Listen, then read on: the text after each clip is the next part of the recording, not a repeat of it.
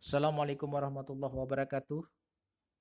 Para pemirsa sekalian, berikut kita akan melanjutkan tentang Pancasila dan pendidikan kewarganegaraan, yaitu mengenai pengertian Pancasila sebagai suatu sistem. Pancasila yang terdiri dari 5 sila pada hakikatnya merupakan sistem filsafat. Yang dimaksud dengan sistem filsafat adalah suatu kesatuan bagian-bagian yang saling berhubungan, saling bekerja sama untuk satu tujuan dan secara keseluruhan merupakan satu kesatuan yang utuh. Sistem lazimnya memiliki ciri-ciri sebagai berikut. Yang pertama, suatu kesatuan bagian-bagian.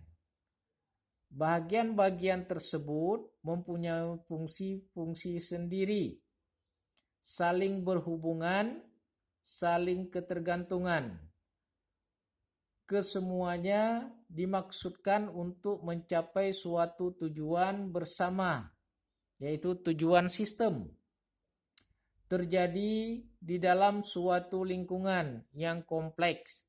Nah, para mahasiswa dan pemirsa yang berbahagia sekalian, jika kita berbicara masalah Pancasila sebagai suatu sistem atau sebagai sistem filsafat, maka Pancasila sebagai sumber dari segala sumber hukum negara Republik Indonesia memegang peranan yang sangat penting di mana untuk menghidupkan negara Republik Indonesia ini sebagai suatu negara yang tidak hilang kendali di dalam pegangan menjalankan pemerintahan, baik pemerintahan di pusat maupun pemerintahan di daerah, sehingga para masyarakat semuanya patuh dan menjalankan aktivitas sesuai dengan sila-sila di dalam Pancasila.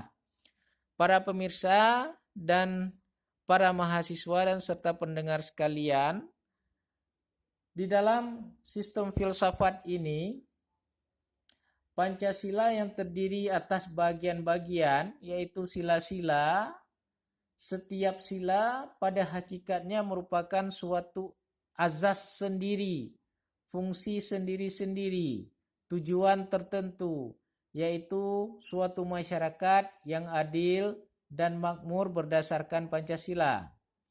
Isi sila-sila Pancasila pada hakikatnya merupakan suatu kesatuan. Dasar filsafat negara Indonesia terdiri atas 5 sila, yang masing-masing merupakan suatu azas peradaban. Namun, sila-sila Pancasila itu bersama-sama merupakan suatu kesatuan dan keutuhan. Setiap sila merupakan suatu unsur, bagian-bagian yang mutlak dari kesatuan Pancasila. Maka dasar filsafat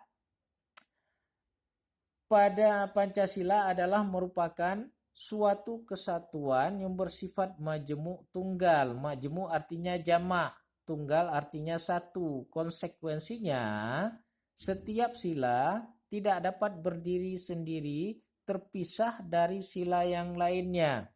Jadi tanpa sila pertama tidak mungkin ada sila kedua. Begitu juga seterusnya. Tanpa sila kedua tidak ada sila ketiga. Tanpa sila ketiga tidak ada sila keempat. Dan tanpa sila keempat tidak ada sila kelima. Nah, masing-masing sila mempunyai arti, mempunyai makna, mempunyai tujuan. Sila pertama itu mempunyai arti ketuhanan. Ketuhanan yang harus dimiliki oleh setiap manusia Indonesia dengan keyakinannya masing-masing. Nah, setelah ketuhanan itu ada, tentunya kemanusiaan.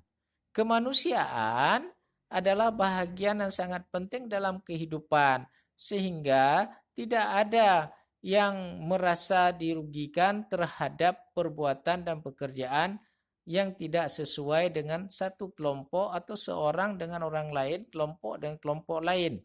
Kemudian sila ketiga, terwujudnya persatuan.